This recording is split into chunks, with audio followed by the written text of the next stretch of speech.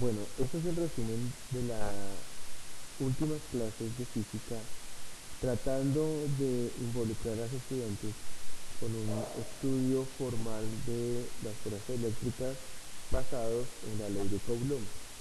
En esta altura del curso, el estudiante debe entender que la ley de Coulomb es la forma matemática como podemos modelar el comportamiento eléctrico de los objetos con carga. La fuerza de Coulomb enuncia que una fuerza eléctrica depende del producto de las cargas y es inversamente proporcional al cuadrado de la distancia. La fuerza se calculará como la expresión que se está mostrando en el primer recuadro y debemos recordar que cada una de estas cantidades debe estar expresada en el sistema internacional de medida. Como dice ahí, calculamos la fuerza sobre una de las cargas provocadas por las demás por separado. Esa es la condición. No que no existan, sino que lo vamos a hacer por separado. Vamos a aplicar un principio que se llama superposición, que es calcular las fuerzas entre las cargas por pares y posteriormente sumarlas para encontrar una resultante. Después de todas las explicaciones de actividades que hemos hecho en la clase, debemos hacer un repaso sobre cómo se suman las fuerzas. Las fuerzas no se suman como números, se suman de una forma diferente y debemos transitar de la forma vectorial a la forma numérica. Recordemos que los vectores no se suman como números. Para sumar vectores tenemos que conocer que los vectores dependen de la dirección del vector y la magnitud del vector. Las relaciones importantes y las cuales tenemos que tener en cuenta son las siguientes. Primero, que un vector f de x es la componente en x del vector f y se calcula como f coseno del ángulo que está formando. Fy es la componente en y de un vector f y está dado por la multiplicación de f seno del ángulo, donde f es la magnitud del vector. Por otro lado, si conocemos las componentes del vector y utilizamos esta relación que sale de Pitágoras, obtenemos la magnitud del vector f.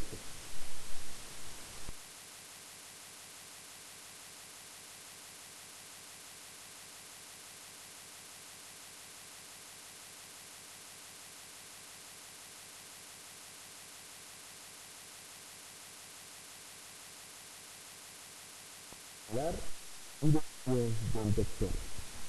Si tenemos la magnitud del vector y el ángulo que forma el vector, podemos hallar sus componentes de la siguiente manera. En x y en y, coseno siempre va a ser relacionado con x y seno del ángulo con la componente en y.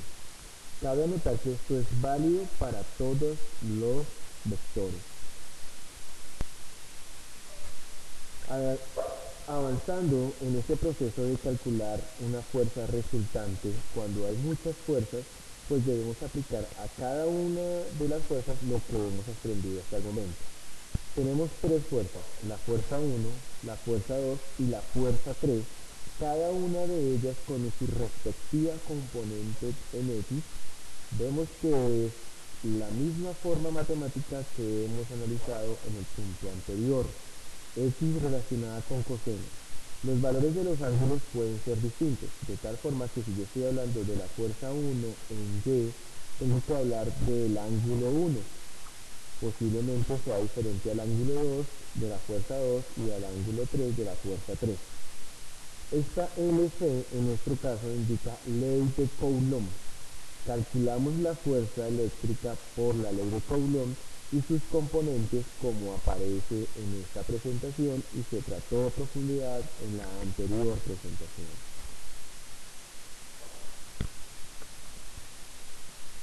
Resumiendo, si yo tengo la inquietud o el problema me está preguntando por la fuerza total sobre una carga, yo debo hacer lo siguiente. Entender que F ya no es F1, ni F2, ni F3, sino F, que es la fuerza resultante, también tendrá una componente en X y una componente en Y. ¿Cómo encontramos esas componentes de la resultante, del gran total, de la fuerza total o fuerza neta? Vamos a sumar todas las contribuciones de las demás fuerzas en X y vamos a sumar todas las fuerzas de las contribuciones en Y, de tal forma que la componente en X de la fuerza F resultante es F1X más F2X más F3X.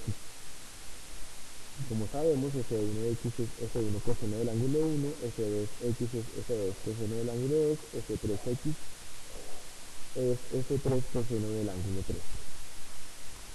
Fc es F1Y más F2Y más F3Y. Y esto es igual a Fy igual a F1 seno del ángulo 1, F2 seno del ángulo 2 y F3 seno del ángulo 3. Si yo quiero hallar la magnitud resultante de todas las fuerzas, pues debo cada magnitud en X y en Y, esos que están en la nube azul, después de haberlas calculado y haberlas encontrado, después de haber sumado todas las contribuciones en X y las contribuciones en Y, voy a utilizar Pitágoras y voy a obtener la solución. El ángulo se halla como lo indicamos en las dos presentaciones anteriores y es tangente a la menos 1 de Fy sobre Fx. La estudiante ya debe tener clara esa relación matemática, la cual se ha estudiado a profundidad en el salón de clase. Este es un problema que está en el texto guía de física, el cual consiste en 3 cargas que están arregladas en forma de un triángulo equilátero, el cual cumple las condiciones de que sus 3 ángulos sean 60 grados y sus lados sean iguales. Cabe notar que la condición matemática es que Q1, Q2 igual a Q3 está dentro del texto del problema. Vamos a analizar que existen unos argumentos geométricos porque, como hemos visto, las fuerzas dependen de los ángulos. Aquí vemos que esto es una paralela a esta base del triángulo y está cortada por esta línea, lo cual nos indica que este ángulo 60 grados es igual a este. Y este que está acá, Q1 a Q3, forma un ángulo de también 60 grados. Vamos a notar que si esta es la carga 1 y esta es la carga 3, la fuerza que voy a calcular es la fuerza que hace 1 sobre 3. Si esta es la carga 2 y esta es la carga 3, la fuerza, por ser de igual carga, igual signo, la fuerza va a ser de repulsión, va a ser en este sentido y va a ser denotada como la fuerza que le hace la carga 2 sobre la carga 3.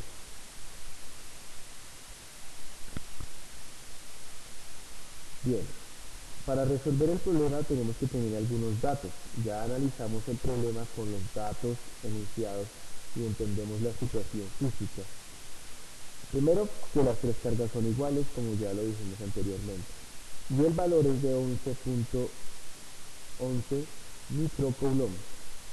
La distancia es de 15 centímetros y la fuerza y la tarea es hallar la fuerza resultante que existe sobre cada una de ellas. Entonces, para que entendamos hacia dónde tenemos que ir, la fuerza resultante de F, que no tiene ningún subíndice ni X ni 1 ni 2, porque es la fuerza total, tendrá que ser una fuerza que tiene un número acá, unidades de newtons, y un ángulo determinado, porque es un vector. ¿Qué debemos saber para resolver este ejercicio de una forma ya netamente físico-matemática y dar respuesta a los requerimientos de la física, no solamente conceptual, sino también argumentante desde la matemática? La fuerza es igual a K, Q1, Q2 sobre R cuadrado, que esto es la ley de Coulomb. Como estudiante debe reconocer que un vector se puede expresar como sus componentes como Fx, F coseno del ángulo y Fy, F seno del ángulo. Debe reconocer que si quiere hallar la magnitud de un vector debe sumar sus componentes, cada una de ellas elevado al cuadrado, y después de eso sacar la raíz cuadrada para que haya la magnitud del vector f, que sería el valor que colocáramos acá, y el ángulo viene también determinado por el cociente entre fy y fx tangente a la menos 1, que será el valor que vamos a agregar acá. Cuando podamos encontrar estos dos valores, queda resuelto el ejercicio.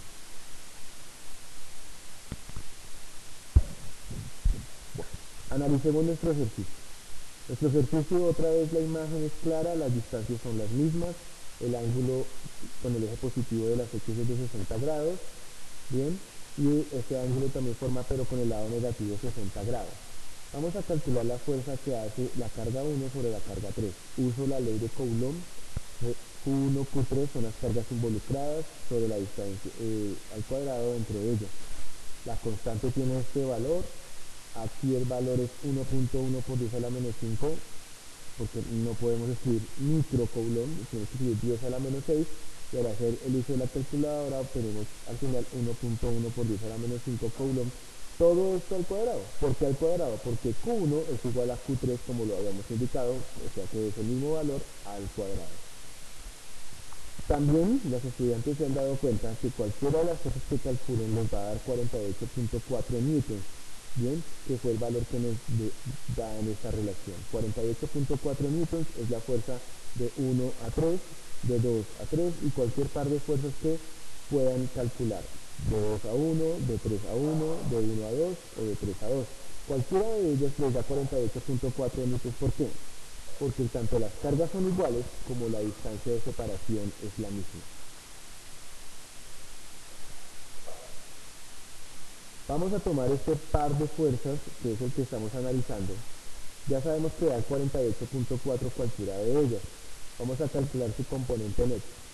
La componente en X de la fuerza que hace la carga 1 sobre la fuerza 3, sobre la carga 3 es igual a coseno del ángulo de 1 y 3 de esa fuerza. 48.4 coseno de 120 grados.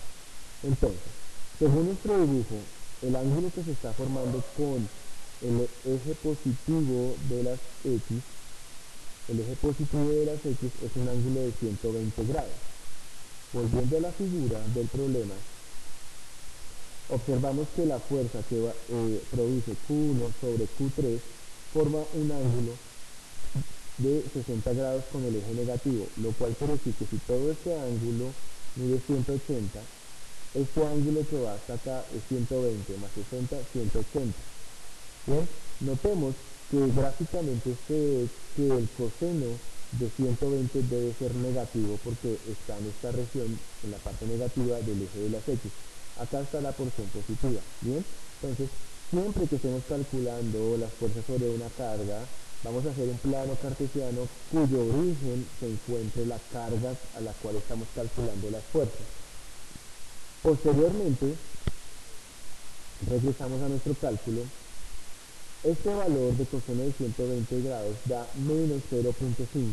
Al hacer la multiplicación del coseno de 120 grados, que es negativo, tal cual como lo hemos indicado, la fuerza va a menos 24.2. Si calculamos la fuerza de 3 a 2, no hay ningún tipo de inconveniente, puesto que la fuerza de 2 sobre 3 forma un ángulo de 60 grados sobre la parte positiva. Siempre tenemos que tener referencia de que los ángulos se van a medir con respecto al eje positivo de la X, en el sentido contrario a las manecillas del reloj. En este caso, la resultante nos da 24.2 newtons, la componente en X de la fuerza que hace la carga 2 sobre la carga 3 es de 24.2 newtons positiva. Como quiero hallar la componente en X de la fuerza total, yo sumo estas contribuciones y obviamente me da 0 newtons. Miremos el gráfico que es coherente con el valor que nos acaba de dar, porque si esta es la misma fuerza, la fuerza de 1 hacia 3 es la misma fuerza de 2 hacia 3, las componentes en X, como observamos, esta línea rosada y esta línea negra, bien, se anulan. No tanto nos quiere decir que la fuerza en X sobre esta carga es 0. Queda como tarea para la estudiante hacer el mismo proceso con los mismos ángulos que hemos propuesto y hallar la resultante en el eje Y utilizando en vez de coseno, seno, porque cuando hablamos de Y hablamos del seno del ángulo. Queda como tarea y práctica que la estudiante lo haga y será evaluada en clase. Muchas gracias por su atención.